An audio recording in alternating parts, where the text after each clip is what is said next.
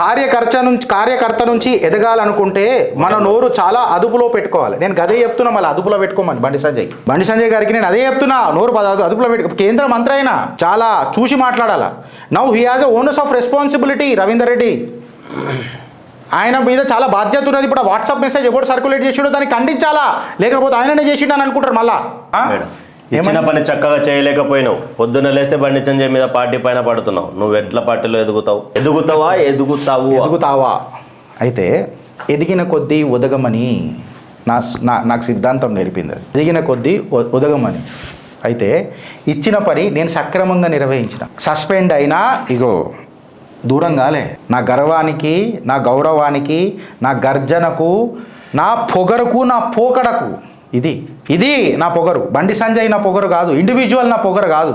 ఇగో ఇది నా మెడలేసిన నా గురువులకు పాదాభివందనం. ఇది వేసి నన్ను ఒక సేవకుడిని తయారు చేస్తానన్న నా తల్లిదండ్రులకు పాదాభివందనం.